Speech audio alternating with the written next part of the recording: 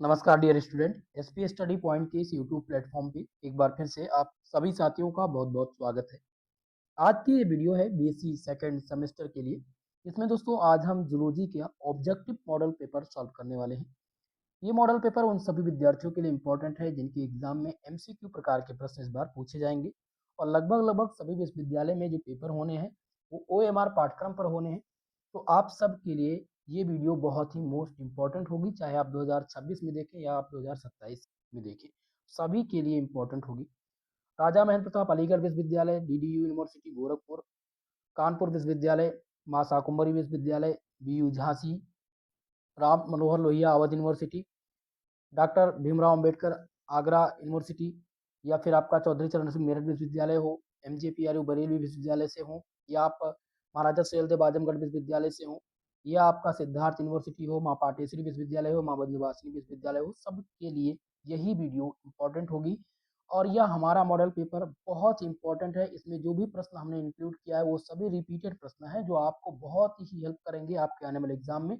इसमें आज हम टॉप 100 एमसीक्यू प्रश्नों को देखेंगे। सभी लोग वीडियो को लाइक शेयर कर दीजिएगा और जिनको भी आंसर पता है सभी लोग कमेंट बॉक्स में आंसर करते रहेंगे तो आपका थोड़ा सा जो कॉन्फिडेंस लेवल है वो बढ़ेगा। चलिए स्टार्ट करते हैं आज के इस पहले प्रश्न के साथ। और पहला क्वेश्चन है इस मॉडल पेपर का जिसमें प्रश्न पूछा गया है कि रुधिर में प्लाज्मा की मात्रा होती है, amount of plasma in blood is.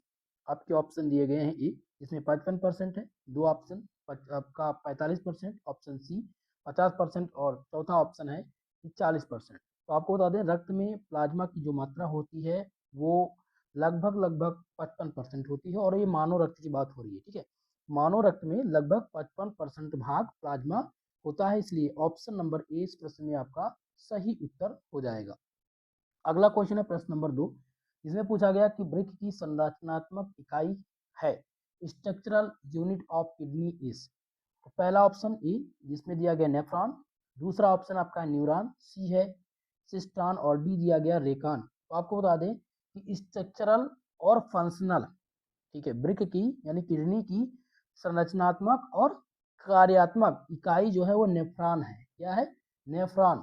इसलिए आंसर हो जाएगा ऑप्शन नंबर ए, नेफ्रॉन पर सही उत्तर आप लगाएंगे। अगला क्वेश्चन है प्रश्न नंबर 3, तीसरा प्रश्न जिसमें है ग्लोमेरुलर निस्पंदन के लिए प्राथमिक प्रेरक बल क्या है? What is the primary driving force of glomerular filtration. जिसमें ऑप्शन ए जिसमें दिया गया ओमोस्टिक प्रेशर, बी है ब्लड प्रेशर, सी है ग्रेविटी और डी है एक्टिव ट्रांसपोर्ट। तो इसमें आपका रुधिर दाब यानी कि ब्लड प्रेशर इंपॉर्टेंट होगा। ग्लोमेरुलर निस्पंदन के लिए प्राथमिक प्रेरक बल क्या है? तो रुधिर दाब है यानी ब्लड प्रेशर है। ऑप्शन नंबर ए इस क्वेश्चन में आपका राइट उत्तर होगा। दूसरा क्वेश्चन है प्रश्न नंबर 4, ध्यान दीजिएगा चौथा क्वेश्चन क्या दिया गया है। क्वेश्चन नंबर 4 जिसमें है कि हेनेले लूप का कार्य क्या है? What is the function of the loop of Henle. तो हेनले का लूप का जो फंक्शन है वो है कंसंट्रेशन ऑफ यूरिन यानी कि मूत्र का सांद्रण। लूप ऑफ हेनले मूत्र को अधिक सांद्रण बनाने में क्या करता है? मदद करता है।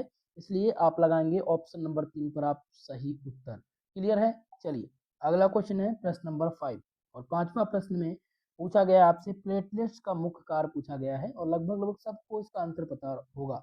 ठीक है, क्या पूछा गया है? Main function of platelets is. पहला ऑप्शन ए जिसमें दिया गया रुधिर स्कंदन, बी ऑप्शन है रुधिर परिवहन, सी है प्रतिजन और डी दिया गया है ऑक्सीजन परिवहन।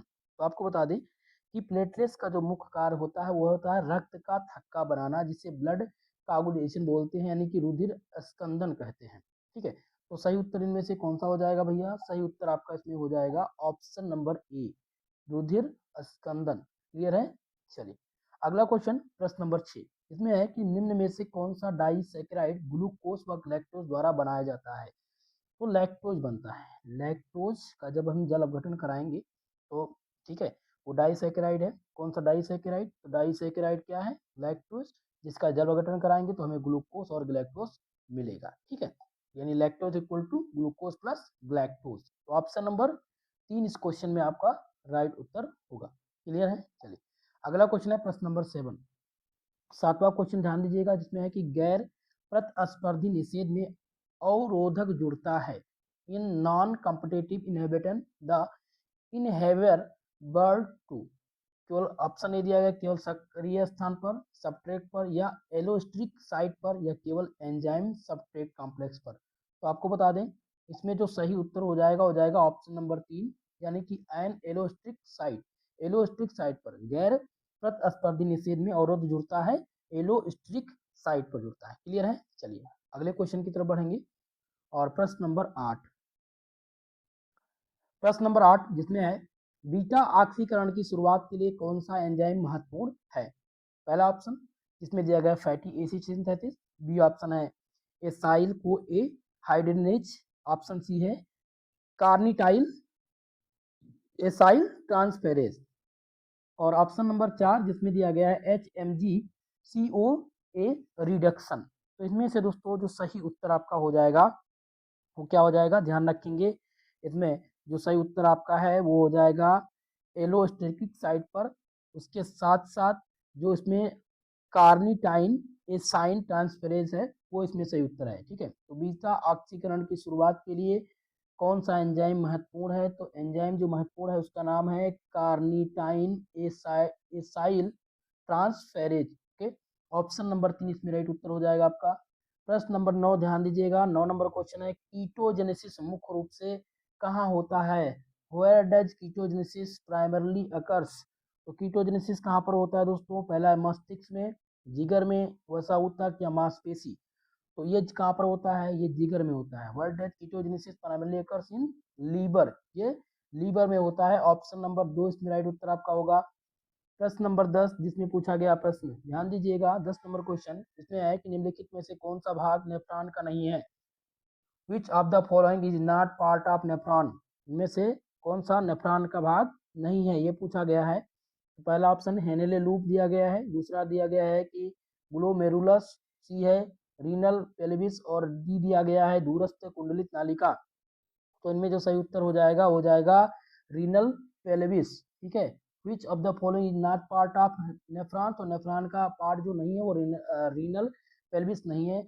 बाकी है हेनेले लूप, ग्लोमेरुलस और दूरस्थ कुंडलित नालिका, ये सभी किसके भाग है? तो ये नेफ्रॉन के भाग हैं, लेकिन इसमें से रीनल पेल्विस भाग नहीं है, इसलिए आंसर हो जाएगा ऑप्शन नंबर 3 इसमें राइट उत्तर।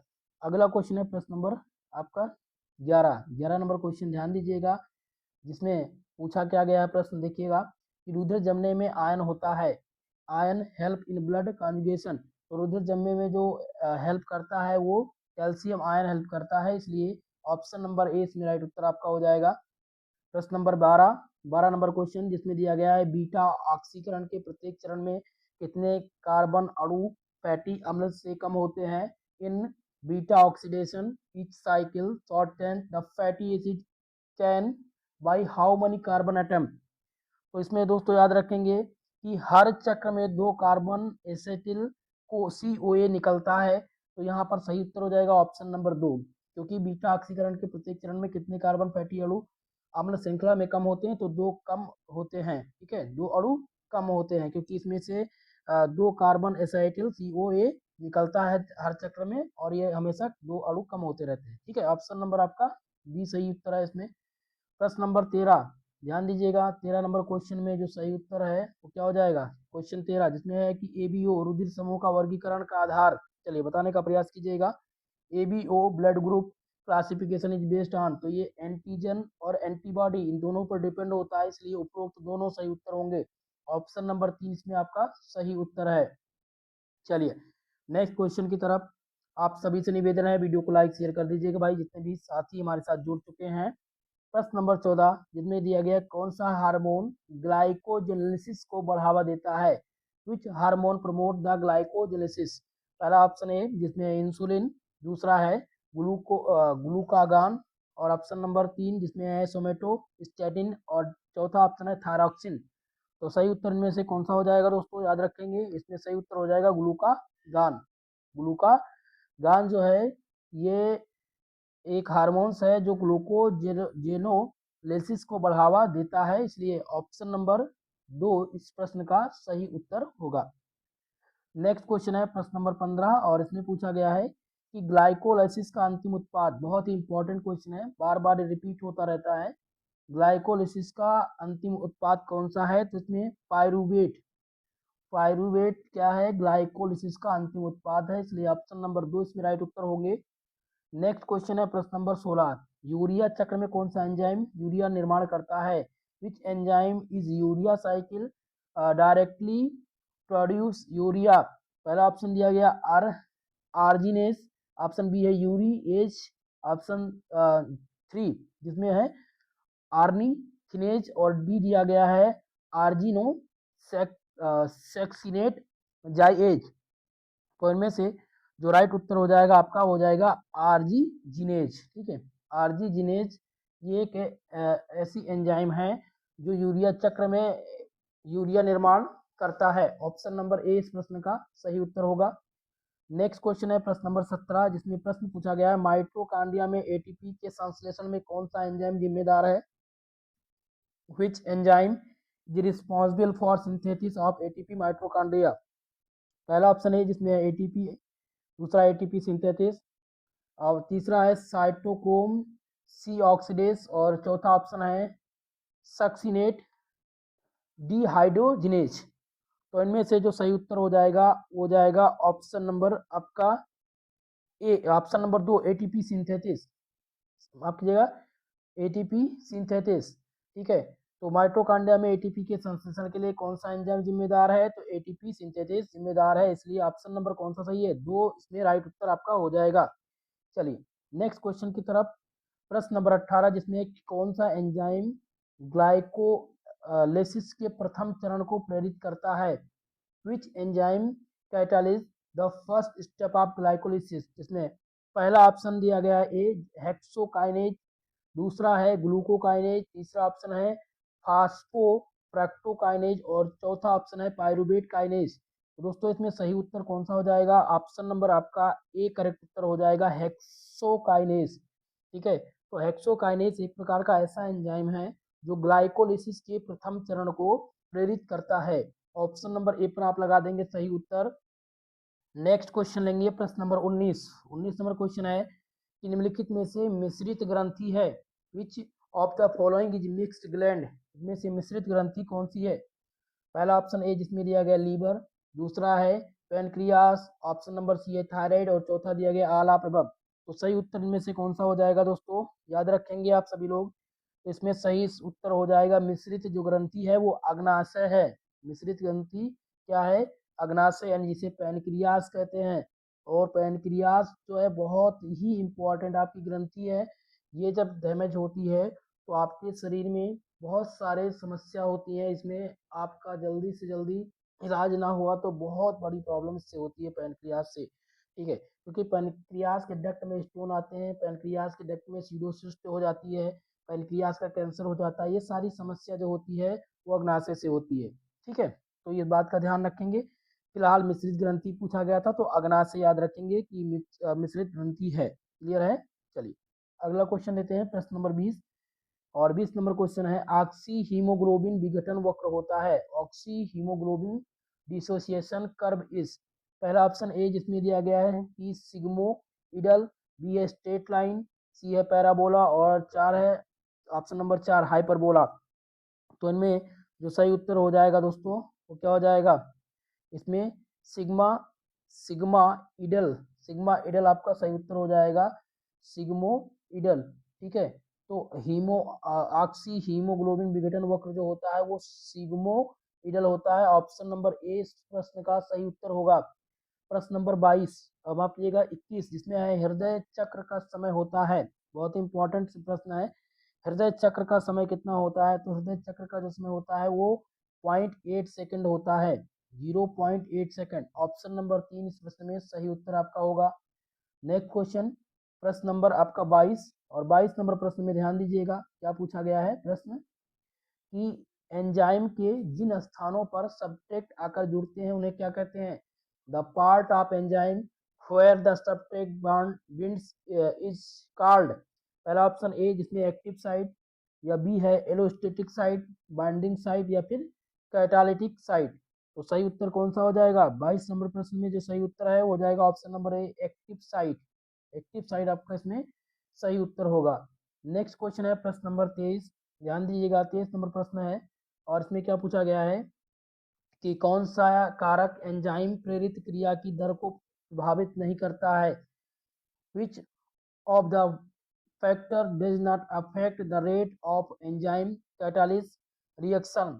पहला ऑप्शन है जिसमें ताप, दूसरा है पीएच, सी है सब्सट्रेट सांद्रण और चौथा है प्रतिक्रिया पोत का आकार। तो सही उत्तर इनमें से कौन सा हो जाएगा? इसमें सही उत्तर हो जाएगा प्रतिक्रिया पोत का आकार, साइज ऑफ रिएक्शन विसल। ठीक है, ये आपका सही उत्तर है। क्वेश्चन था कौन सा कारक एंजाइम प्रेरित क्रिया की दर को प्रभावित नहीं करता है, तो साइज ऑफ रिएक्शन विसल प्रभावित नहीं करता है, बाकी टेम्परेचर, पीएच और सब्सट्रेट कंसंट्रेशन ये प्रभावित करते हैं। क्लियर है? चलिए अगला क्वेश्चन है प्रश्न नंबर 24, जिसमें है कि बड़ी आंत का प्रमुख कार्य क्या पूछा गया है दोस्तों। क्वेश्चन है कि बड़ी आंत का प्रमुख कार्य क्या है। The primary function of large in large intestine is to protein का पाचन करना, जल का इलेक्ट्रोलाइट्स करना, वसा का अपघटन या इंसुलिन उत्पादन। तो इनमें याद रखेंगे कि बड़ी आंत का जो मुख्य कार्य है वो जल तथा इलेक्ट्रोलाइट्स का अवशोषण करना है, इसलिए ऑप्शन नंबर 2 इस प्रश्न में सही उत्तर हो जाएगा, absorb water and electrolytic. Okay, चलिए अगला क्वेश्चन है प्रश्न नंबर 25, जिसमें है कि फेफड़ों का कुल आयतन होता है। चलिए बताने का प्रयास कीजिएगा कि फेफड़ों का कुल आयतन कितना होता है। टोटल लंग्स कैपेसिटी आर, तो ये 5800 ml होता है। कितना होता है? 5800 ml। फेफड़ों का कुल आयतन 5800 ml होता है। ऑप्शन नंबर ए करेक्ट उत्तर इसमें हो जाएगा। प्रश्न नंबर 26, जिसमें है कि कौन सा क्रियात्मक समूह सभी मोनोसैकेराइड में उपस्थित होता है। विच functional group present in all monosaccharide. तो सभी मोनोसैकेराइड में उपस्थित होने वाला जो समूह है वो हाइड्रॉक्सिल और कार्बोनिल समूह है।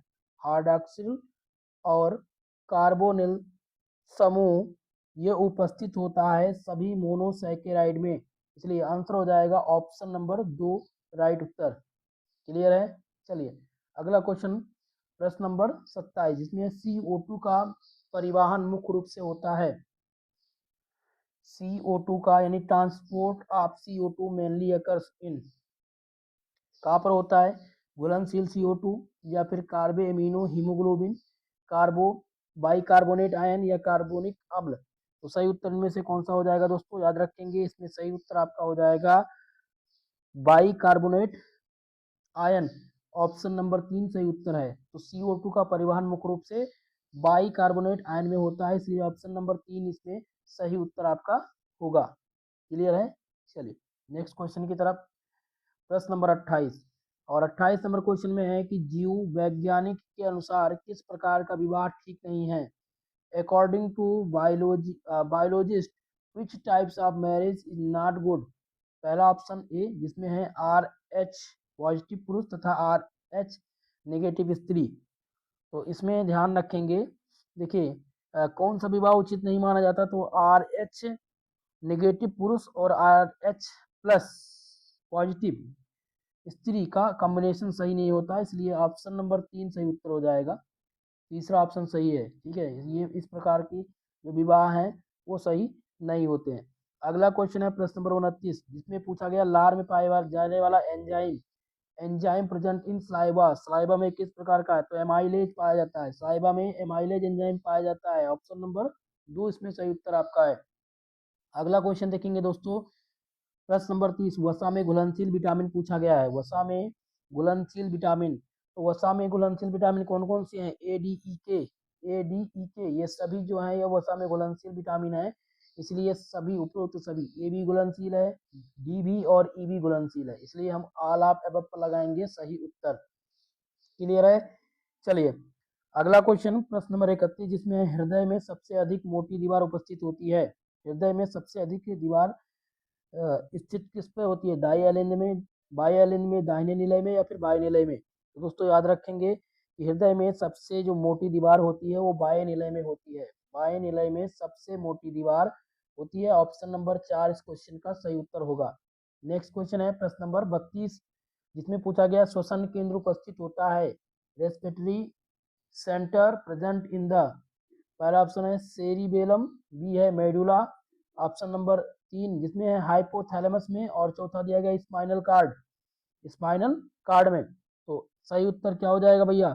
सही उत्तर मेडुला, इसमें सही उत्तर हो जाएगा मेडुला अब्लागेटा, ठीक है, श्वसन केंद्र जो उपस्थित होता है वो मेडुला अब्लागेटा में उपस्थित होता है, इसलिए आंसर हो जाएगा ऑप्शन नंबर 2 राइट उत्तर।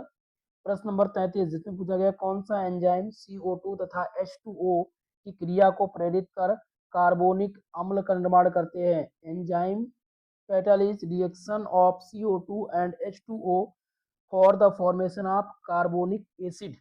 तो पहला ऑप्शन है जिसमें है परमिएज, बी है कार्बोनिक एनहाइड्रेज, सी है कैटालेज और चौथा है प्रॉक्सीडेज।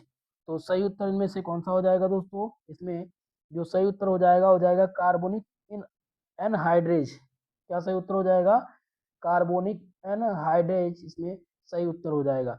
कार्बोनिक एनहाइड्रेज CO2 तथा H2O की क्रिया को प्रेरित कर कार्बोनिक अम्ल का निर्माण करते हैं। तो कौन करते हैं? कार्बोनिक एनहाइड्रेज एक प्रकार का एंजाइम है जो CO2 तथा H2O की क्रिया को प्रेरित कर कार्बोनिक अम्ल का निर्माण करता है। क्लियर है? चलिए अगला क्वेश्चन है प्रश्न नंबर 34 और इसमें 34 नंबर क्वेश्चन में पूछा गया है द्विवर्णी कपाट किसके बीच उपस्थित होता है?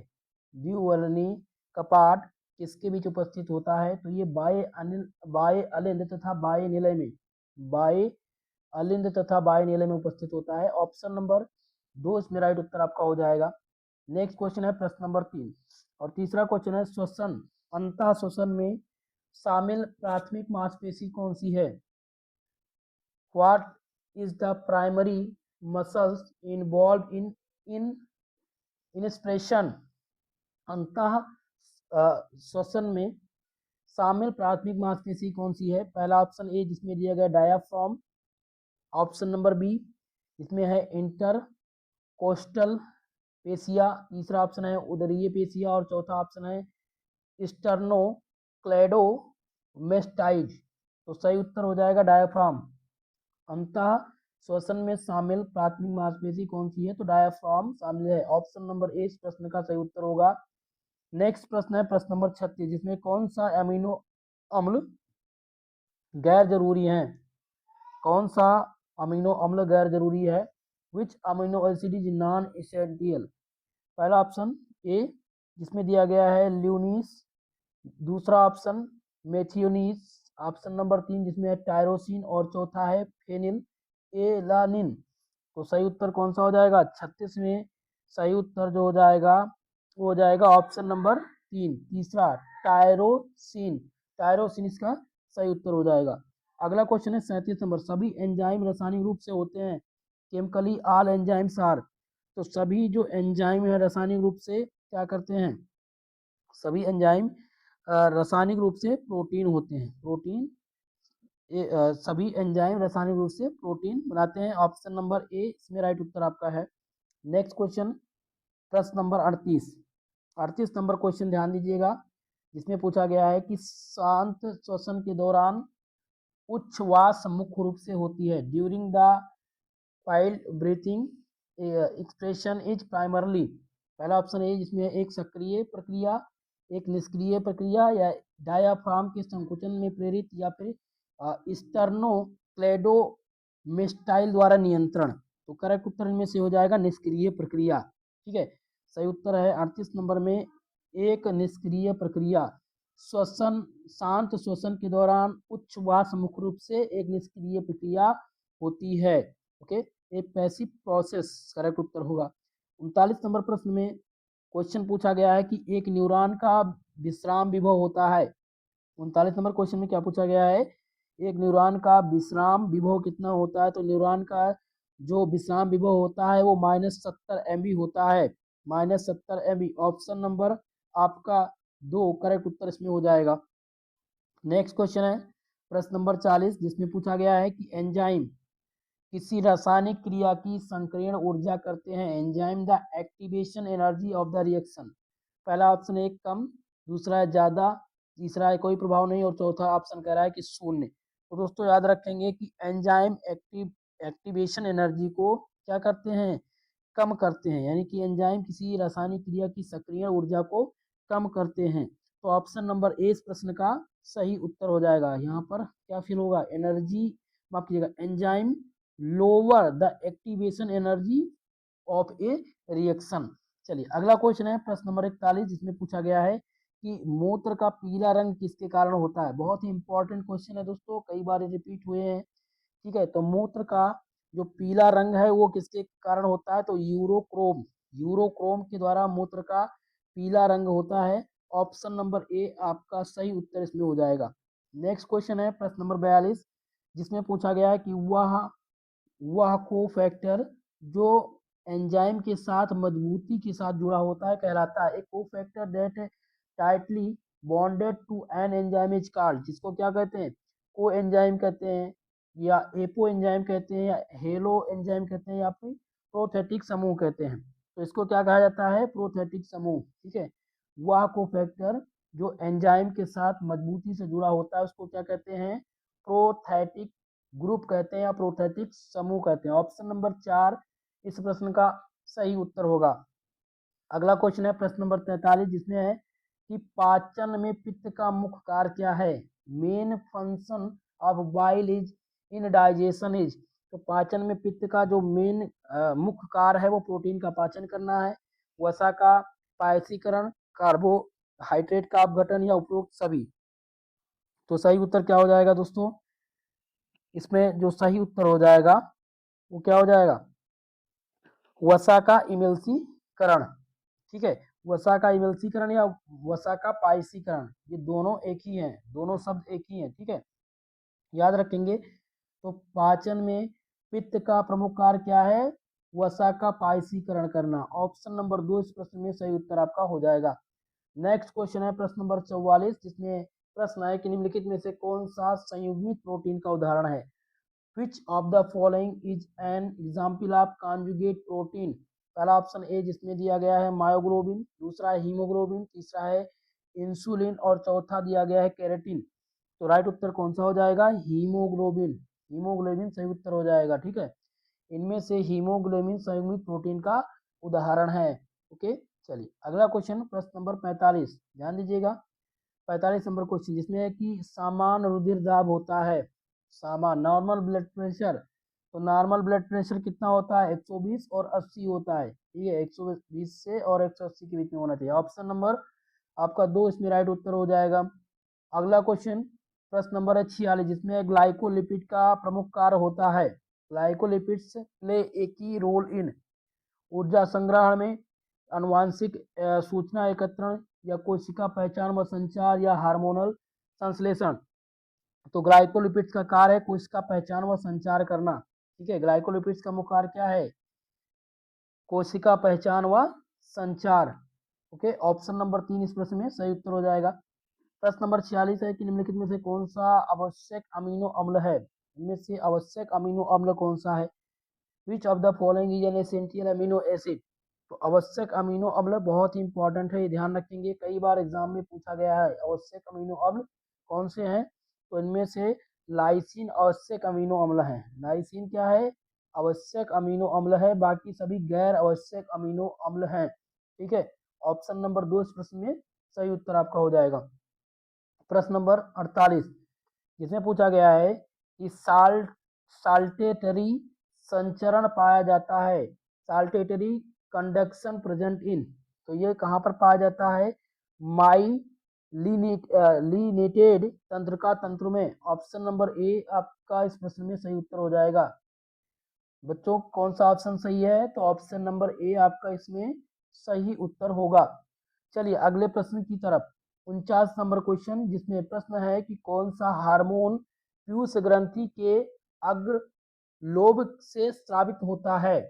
पहला ऑप्शन ए, यानी पहला ऑप्शन फर्स्ट, जिसमें है ऑक्सीटोसिन, दूसरा है एडीएच, तीसरा है जीएच, और चौथा दिया गया मेलाटोनिन। तो राइट उत्तर कौन सा हो जाएगा दोस्तों, ध्यान रखेंगे, इनमें प्यूटिटरी के अग्रखंड, यानी कि प्यूटिटरी के अग्रखंड से हार्मोन जो होता है निकलता है वो जीएच है। ऑप्शन नंबर 3 इस प्रश्न में सही उत्तर आपका होगा। 50 नंबर प्रश्न, जिसमें है कि ईसीजी की कौन सी वेब निलय के विश्राम को प्रदर्शित करती है। तो ईसीजी के निलय का विश्राम जो है टी वेब में, ये टी वेब जो है, टी वेब ईसीजी की निलय के विश्राम को प्रदर्शित करती है। ऑप्शन नंबर 4 इस प्रश्न का सही उत्तर हो जाएगा। अगला क्वेश्चन प्रश्न नंबर 51।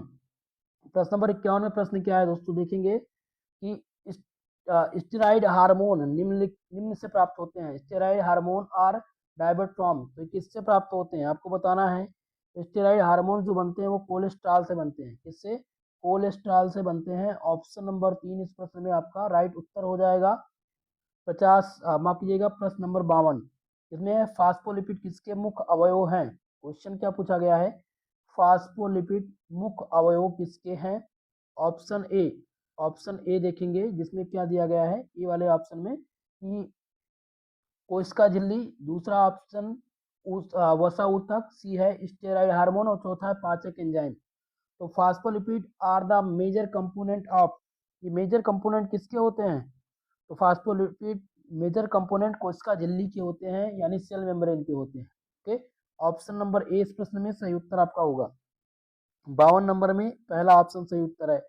अगला क्वेश्चन है प्रश्न नंबर 53, जिसमें है कि किस कार्बोहाइड्रेट का पाचन मनुष्य में नहीं होता है? Which carbohydrate is not digested in human? तो पहला ऑप्शन है स्टार्च, पहला स्टार्च, तो स्टार्च का पाचन हो जाता है। ग्लाइकोजन का भी पाचन होता है। इसमें सेलुलोज का पाचन नहीं होता है। मानव में, मनुष्य में सेलुलोज का पाचन नहीं हो पाता है, इसलिए ऑप्शन नंबर 3 इसमें राइट उत्तर होगा आपका। प्रश्न नंबर 54, प्रश्न पूछा गया है कि विश्राम विभव को बनाए रखने के लिए कौन सा आयन जिम्मेदार है? Ion responsible for the maintaining the resting membrane potential. तो विश्राम विभव को बनाए रखने वाला जो आयन है वो पोटेशियम आयन है। कौन है? Potassium ion. ऑप्शन नंबर 2 इस प्रश्न में सही उत्तर हो जाएगा आपका। सही उत्तर क्या है? ऑप्शन नंबर आपका 2। ठीक है, चलिए, तो इन दोनों को 53 नंबर क्वेश्चन ध्यान दीजिएगा। प्रश्न नंबर 53, जिसमें मैंने कौन सा ऑप्शन बताया है? सेलुलोज यानी तीसरा ऑप्शन, और 54 नंबर में आपका पोटेशियम आयन यानी कि दूसरा ऑप्शन। क्लियर है? चलिए आगे बढ़ेंगे नेक्स्ट क्वेश्चन की तरफ, और नेक्स्ट क्वेश्चन है प्रश्न नंबर 55। 55 नंबर प्रश्न ध्यान दीजिएगा। पूछा क्या गया है कि कौन सा न्यूरोट्रांसमीटर लड़ो या भागो प्रतिक्रिया में शामिल है? फाइट एंड फ्लाइट प्रतिक्रिया में न्यूरोट्रांसमीटर कौन सा सम्मिलित है? तो ये शामिल है दोस्तों, कौन सा? नाइपेनफ्रिन, नाइपेनफ्रिन शामिल है। ऑप्शन नंबर 4 इस प्रश्न का सही उत्तर हो जाएगा। नेक्स्ट क्वेश्चन है प्रश्न नंबर 56, जिसमें प्रश्न पूछा गया है कि किस ग्रंथि को 4S ग्रंथि के नाम से जाना जाता है? बहुत ही इंपॉर्टेंट क्वेश्चन है ये। राजा महेंद्र प्रताप और मां शाकुंभरी विश्वविद्यालय में 2025 में रिपीट हुआ था कि किस ग्रंथि को 4S ग्रंथि के नाम से जाना जाता है? तो 4S ग्रंथि को पिट्यूटरी ग्रंथि को, यानी कि पीयूष ग्रंथि को हम किस नाम से जानते हैं? तो 4S ग्रंथि के नाम से जानते हैं, इसलिए ऑप्शन नंबर 3 इसमें राइट उत्तर आपका होगा। नेक्स्ट क्वेश्चन है प्रश्न नंबर 57, ध्यान दीजिएगा। 57 नंबर प्रश्न, और इसमें क्या पूछा गया है कि पोडोसाइट कोशिका पाई जाती है। प्रश्न है आपका, पोडोसाइट कोशिका, तो पोडोसाइट कोशिका पाई जाती है कहाँ पर? पहला ऑप्शन ए, बोमन कैप्सूल के बाहरी दीवार पर, या दूसरा है बोमन कैप्सूल के भीतरी दीवार पर, नेफ्रॉन की ग्रीवा पर, या फिर ग्लोमेरुलस के दीवार पर। तो दोस्तों याद रखेंगे कि पोडोसाइट जो पाई जाती है वो बोमन कैप्सूल की भीतरी दीवार पर, बोमन कैप्सूल की भीतरी दीवार पर पोडोसाइट कोशिका पाई जाती है। ऑप्शन नंबर 2 इस प्रश्न में सही उत्तर आपका हो जाएगा। नेक्स्ट क्वेश्चन है प्रश्न नंबर 58, जिसमें है कि निम्न में से कौन सा मोनोसैकेराइड है? Which of the following is a monosaccharide? Monosaccharide में से कौन सा है? पहला ऑप्शन ए, जिसमें है सुक्रोज, दूसरा ऑप्शन है लैक्टोज, तीसरा ऑप्शन है ग्लूकोज, और चौथा है माल्टोज। तो इनमें से मोनोसैकेराइड कौन सा है? मोनोसैकेराइड, तो ग्लूकोज क्या है? मोनोसैकेराइड है। ग्लूकोज आपका मोनोसैकेराइड है। सुक्रोज आपका डाइसैकेराइड है। माल्टोज आपका डाइसैकेराइड है, और लैक्टोज भी आपका डाइसैकेराइड है। ग्लूकोज इनमें केवल आपका मोनोसैकेराइड है। ठीक है, चलिए ध्यान रखेंगे इस बात को। अगला क्वेश्चन है प्रश्न नंबर 59, जिसमें न्यूरॉन एक दूसरे के साथ संवाद करते हैं केवल विद्युत संकेत केवल रासायनिक संकेत या विद्युत और रासायनिक संकेत दोनों, या फिर चुंबकीय संकेत? तो सही उत्तर इनमें से हो जाएगा विद्युत व रासायनिक संकेत। न्यूरॉन एक दूसरे के साथ संवाद करते हैं विद्युत और रासायनिक संकेत दोनों के साथ। ऑप्शन नंबर 3 इस प्रश्न का सही उत्तर हो जाएगा। नेक्स्ट क्वेश्चन है प्रश्न नंबर 60, जिसमें प्रश्न पूछा गया है कि कौन सी हार्मोन्स पीनियल ग्रंथि द्वारा स्रावित होती है? विच hormones is secreted by the pineal gland? पहला ऑप्शन है जिसमें है मेलाटोनिन, दूसरा ऑप्शन है इंसुलिन, तीसरा है कार्टिसोल और चौथा है थायरोक्सिन। तो इनमें से जो सही उत्तर हो जाएगा वो हो जाएगा मेलाटोनिन। मेलाटोनिन जो है, ठीक है, इनमें से मेलाटोनिन एक प्रकार का ऐसा हार्मोन है जो पीनियल ग्रंथि द्वारा स्रावित होता है। ठीक है, तो ऑप्शन नंबर ए इस प्रश्न का सही उत्तर होगा। नेक्स्ट क्वेश्चन है प्रश्न नंबर 61, जिसमें मूत्र निर्माण के चरण, steps of urine formation are. मूत्र निर्माण के इनमें से कौन से चरण हैं? तो मूत्र निर्माण के चरण ध्यान रखेंगे दोस्तों, बहुत ही इंपॉर्टेंट चीज है। ठीक है, तो मूत्र निर्माण के चरण जो हैं ये निस्पंद या चयनात्मक पुनःअवशोषण श्रावण, ये सभी जो है इसी के अंतर्गत आते हैं। ठीक है, ऑप्शन नंबर 20 में सही उत्तर हो जाएगा। प्रश्न नंबर 62, जिसमें निम्नलिखित में से कौन सा पेप्टाइड हार्मोन है? Which of the following is a peptide hormone? पहला ऑप्शन है कार्टिसोल, दूसरा है थायरोक्सिन, तीसरा इंसुलिन और चौथा दिया गया एंड्रोजन। एंड्रोजन, तो सही उत्तर हो जाएगा 62 नंबर में ऑप्शन नंबर 3 इंसुलिन में सही उत्तर हो जाएगा। ठीक है, अगला क्वेश्चन है प्रश्न नंबर 63, जिसमें है कि कोशिका में साइट्रिक अम्ल चक्र कहाँ पूर्ण होते हैं? तो कोशिका में साइट्रिक अम्ल चक्र जो होते हैं ये माइट्रोकांडिया में होते हैं। कहाँ पर होते हैं? माइट्रोकांडिया में। ऑप्शन नंबर 2 इस प्रश्न का सही उत्तर हो जाएगा। नेक्स्ट क्वेश्चन है प्रश्न नंबर 64, जिसमें जंतुओं में संग्रह होने वाला पॉलीसेकेराइड कौन सा है? तो जंतुओं में संग्रहित होने वाला जो पॉलीसेकेराइड है वो ग्लाइकोजन है। ग्लाइकोजन, ओके, ऑप्शन नंबर 3 सही उत्तर हो जाएगा। पशुओं में ऊर्जा भंडारण के लिए ग्लाइकोजन पाया जाता है, जबकि पौधों में स्टार्च। अगर पौधों में पूछा जाए तो स्टार्च होता है। अगर पूछा जाए कि पौधों में संग्रहित होने वाला पॉलीसेकेराइड कौन सा है तो स्टार्च बताएंगे, और जंतुओं में पूछा जाए तो ग्लाइकोजन कहेंगे। ठीक है, चलिए अगला क्वेश्चन प्रश्न नंबर 65, जिसमें है कि पेप्सिनोजन को सक्रिय पेप्सिन में परिवर्तित करता है। तो सक्रिय रूप में प्रदर्शित जो परिवर्तित करता है वो है हाइड्रोक्लोरिक एसिड, जिसे कहते हैं HCl। ये प्रदर्शित करता है, परिवर्तित करता है। ऑप्शन नंबर 2 इसमें राइट उत्तर हो जाएगा। पेट में जब HCl की उपस्थिति होती है तो जो पेप्सिनोजन है ये सक्रिय होकर के पेप्सिन बनता है। क्लियर है? चलिए अगला क्वेश्चन है प्रश्न नंबर 66, 66 नंबर क्वेश्चन। इसमें प्रश्न है कि थायराइड हार्मोन्स किस अमीनो अम्ल से उत्पन्न होता है? थायराइड हार्मोन्स आर डाइवेड फ्रॉम विच अमीनो एसिड? आपके ऑप्शन दिए गए हैं टायरोसिन, दूसरा ऑप्शन है कि ट्रिप्टोफेन, तीसरा है फेनिल एलिनिन और चौथा है ग्लूटेमिन। चलिए तो बताने का प्रयास कीजिएगा इसमें से सही उत्तर कौन सा हो जाएगा। तो इसमें से सही उत्तर हो जाएगा माफ कीजिएगा टायरोक्सिन। टायरोक्सिन इसमें से सही उत्तर हो जाएगा, क्योंकि T3 और T4 हार्मोन्स टायरोक्सिन अमीनो एसिड से बनते हैं। क्लियर है? चलिए अगला क्वेश्चन है प्रश्न नंबर 67, जिसमें हाइपोकैल्सीमिया से होता है। हाइपोकैल्सीमिया लीड्स टू, पहला ऑप्शन है ब्रिक पथरी, पित्ताशय की पथरी, तीव्र पेशी संकुचन और टीटेनी। तो दोस्तों इसमें जो सही उत्तर हो जाएगा वो क्या हो जाएगा, जल्दी से बताने का प्रयास कीजिएगा। इनमें से सही उत्तर हो जाएगा टीटेनी, यानी ऑप्शन नंबर 4 सही उत्तर हो जाएगा। ठीक है, जब रक्त में कैल्शियम आयन कम होने जब हो जाता है तो टीटेनी यानी मांसपेशियों में ऐठन होती है। क्या होती है? मांसपेशियों में ऐठन। ऑप्शन नंबर 4 इसमें सही उत्तर है। अगला क्वेश्चन, नेक्स्ट क्वेश्चन इसमें ध्यान दीजिएगा। एक मिनट दोस्तों, थोड़ा सा PDF में दिक्कत आ गई है और इसको हम थोड़ा सा कवर करने का प्रयास करेंगे। ओके, चलिए अब बात करते हैं हम अगले क्वेश्चन की। तो नेक्स्ट क्वेश्चन है 68, 68 नंबर क्वेश्चन है स्टेरॉइड हार्मोन्स के ग्राही उपस्थित होते हैं। स्टेरॉइड हार्मोन्स के ग्राही जो है वो कहाँ पर उपस्थित होते हैं?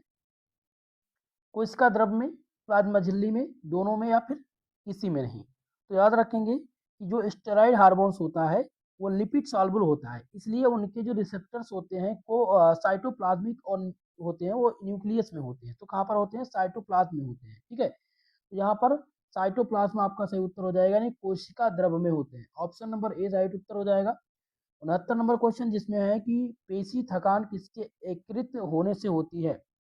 तो मसल्स फैटिग्यू किसके एस्यूमुलेशन से होता है? तो ये लैक्टिक एसिड के रिलेशन से होता है। यानी पेशी थकान किसके एकत्रित होने से होता है? तो लैक्टिक अम्ल जब हो जाता है, एकत्रित हो जाता है, तो पेशी थकान होती है। ठीक है, यानी तीव्र व्यायाम में एनोरोबिक रेस्पिरेशन से लैक्टिक एसिड जमा होती है, जिससे क्या होता है? मांसपेशी थकान होती है। ठीक है, ऑप्शन नंबर 2 सही उत्तर हो जाएगा। अगला क्वेश्चन प्रश्न नंबर है 70, और 70 नंबर क्वेश्चन में प्रश्न है कि कंकालीय मांसपेशी को रेखित रूप में प्रदान करता है, which give skeletal muscles is the steroid apparence? पहला ऑप्शन ए जिसमें है सार्कोमेर, दूसरा ऑप्शन है मायोफाइब्रिल, तीसरा है मायोसिन तंतु और चौथा दिया गया एक्टिन तंतु। तो दोस्तों इसमें ध्यान रखेंगे कि जो मायोफाइबल फाइबल्स होते हैं इसमें एक्टिन और मायोसिन की व्यवस्था से क्या हो जाती है? धारियां बन जाती हैं। ठीक है, तो मायोफाइब्रिल्स इसमें सही उत्तर हो जाएगा। मायोफाइब्रिल्स ऑप्शन नंबर 2 सही उत्तर हो जाएगा। तो कंकालीय मांसपेशियों को रेखित रूप प्रदान कौन करता है? मायोफाइब्रिल प्रदान करता है। ऑप्शन नंबर 2 इस प्रश्न में सही उत्तर हो जाएगा। अगला क्वेश्चन है प्रश्न नंबर 71, जिसमें है कि पाचन तंत्र की दीवार में किस प्रकार की मांसपेशी पाई जाती है? Which types of muscle tissue found in the wall digestive tract? Option A जिसमें दिया गया कंकाल पेशी, दूसरा है हृदय पेशी, तीसरा चिकनी पेशी और चौथा है धारीदार पेशी। तो दोस्तों याद रखेंगे कि जो डाइजेस्टिव ट्रैक्ट होती है इसकी दीवार में जो मसल्स होती है वो स्मूथ मसल्स होती है। स्मूथ मसल्स का मतलब क्या होता है? चिकनी पेशी। ऑप्शन नंबर 3 इस प्रश्न में आपका सही उत्तर है। नेक्स्ट क्वेश्चन प्रश्न नंबर 72, और इसमें पूछा गया है कि ग्लाइको नियोजेनेसिस मुख्य रूप से किस अंग में होता है? Gluconeogenesis primarily occurs in which organ? पहला ऑप्शन ए जिसमें मस्तिष्क दिया गया है, दूसरा है यकृत, तीसरा है मांसपेशी और चौथा दिया गया है वृक्क। तो इसमें सही उत्तर कौन सा हो जाएगा? लीवर आपका सही उत्तर हो जाएगा, लीवर यानी यकृत। ठीक है, ग्लाइकोनियोजेनेसिस मुख्य रूप से किस अंग में होता है? तो यकृत में यानी लीवर में होता है। 73 नंबर प्रश्न है, एडीएच नामक हार्मोन जल के अवशोषण को प्रभावित करता है। तो ADH affect the water absorption. ADH पानी के अवशोषण को कहाँ प्रभावित करता है? तो ये जो प्रभावित करता है वो डीसीटी को ये प्रभावित करता है। इसलिए ऑप्शन नंबर 2 इस प्रश्न में सही उत्तर आपका होगा। प्रश्न नंबर 74 जिसमें प्रश्न पूछा गया है कि पेशी संकुचन के समय कैल्शियम जुड़ता है, calcium during the muscles contraction. पहला ऑप्शन ए ध्यान दीजिएगा जिसमें दिया गया है कि ट्रोपोमायोसिन, दूसरा ऑप्शन है टीपीसी, तीसरा ऑप्शन है टीपीआई और चौथा है टीपीटी। तो सही उत्तर कौन सा हो जाएगा? टीपीसी। ठीक है, यानी कि ट्रोपोनिन सी, ट्रोपोनिन सी जो है ये पेशी संकुचन के समय कैल्शियम से जुड़ता है, इसलिए ऑप्शन नंबर 2 इस प्रश्न का सही उत्तर हो जाएगा। अगला क्वेश्चन प्रश्न नंबर 75 जिसमें है कि निम्नलिखित में से किसमें एटी फेज एक्टिविटी पाई जाती है? Which of the following has eighty phase activity? Eighty phase activity किसके पास होती है? तो head of myosin, head of myosin के पास क्या होता है? एटी फेज एक्टिविटी पाई जाती है, यानी ऑप्शन नंबर 3 इस प्रश्न में सही उत्तर हो जाएगा। जब मायोसिन की हेड में एटीपी एंजाइम होता है तो एटीपी को तोड़ करके ये ऊर्जा प्राप्त करता है। ठीक है, इसी प्रकार से हेड ऑफ मायोसिन ये एटी फेज एक्टिविटी इसमें होती है। ठीक है बच्चों, तो आज की इस क्लास में हमने आप लोगों को 75 प्रश्न सॉल्व करा दिया है जो कि एमसीक्यू के प्रकार के थे। ये आपका मॉडल पेपर नंबर फर्स्ट था। कल इसी सेम टाइम पर सेकंड मॉडल पेपर हम लेकर के आएंगे जो 100 प्लस एमसीक्यू टाइप प्रश्नों का रहेगा, जो आप सबको और एक नई ऊर्जा और एक नया कॉन्फिडेंस देगा आपकी तैयारी को। ये मॉडल पेपर बहुत ही महत्वपूर्ण है। इसके अलावा 2-3 यूनिवर्सिटी के क्वेश्चन पेपर मैं सॉल्व करा रहा हूँ, जिसका प्लेलिस्ट मैंने बना दिया है, वीडियो प्लेलिस्ट में आपको मिल जाएगी। ठीक है, आप लोग वो वीडियो भी देख लीजिएगा। ठीक है, जिनको इसका पीडीएफ चाहिए भैया, पीडीएफ के लिए टेलीग्राम चैनल आपको ज्वाइन करना होगा, जिसका लिंक डिस्क्रिप्शन बॉक्स में दिया गया है। आप लिंक के द्वारा ज्वाइन कर पाएंगे, या आप सर्च कर लीजिए टेलीग्राम पर जाकर के एसपीएस स्टडी पॉइंट, तो आपको मिल जाएगा। बाकी आप हमें फॉलो कर सकते हैं फेसबुक और इंस्टा पर भी, जिसका लिंक डिस्क्रिप्शन बॉक्स में दिया गया। ओके, ठीक है दोस्तों, तो आज के लिए बस इतना ही। मिलते हैं किसी नेक्स्ट वीडियो में, तब तक के लिए जय हिंद, जय भारत।